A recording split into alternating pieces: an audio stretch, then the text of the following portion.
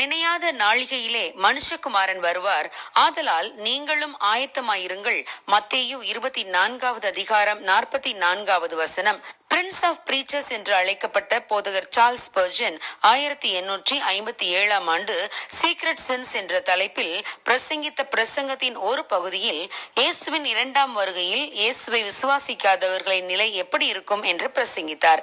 இயேசுவை சிலுவையில் அறைந்த போது பேசின பேச்சுக்கள் இயேசுவின் இரண்டாம் வருகையின் போது இருக்காது. இயேசு கிறிஸ்து அப்போது ராஜாதி ராஜாவாக சிங்காசனத்திலே வீற்றிருப்பார். காய்பாவே, நீ இப்போது இயேசுவை ஆக்கினைக்குள்ளாக தீர்க்க முடியுமா?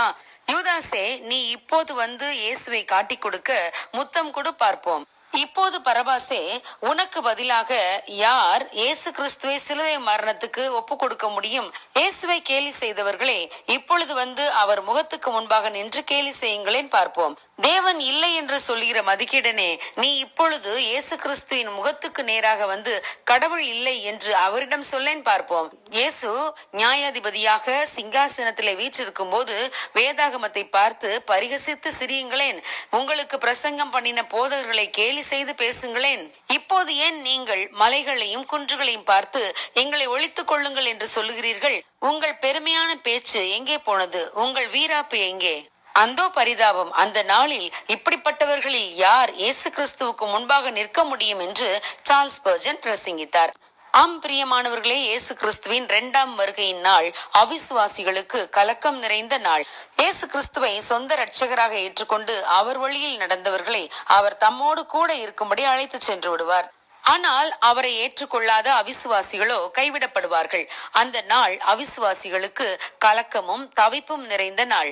அவர்கள் தங்களை தப்புவித்துக் கொள்ள எங்கும் போக முடியாது.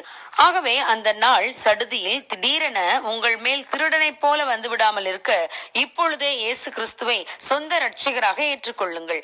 இப்போது இயேசு கிறிஸ்து கிருபை உள்ளவராகவும் நம் பாவங்களை மன்னிக்கிறவராகவும் இருக்கிறார். இயேசு கிறிஸ்துவின் இரண்டாம் வருகையின் போது அவர் நியாயாதிபதியாக வரப்போகிறார்.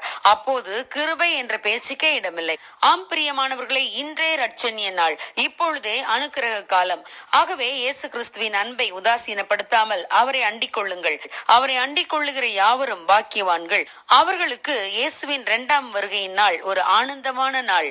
இயேசு கிறிஸ்துவை சந்திக்க ஆயத்தப்படுவோமா? God bless you. Have a good day.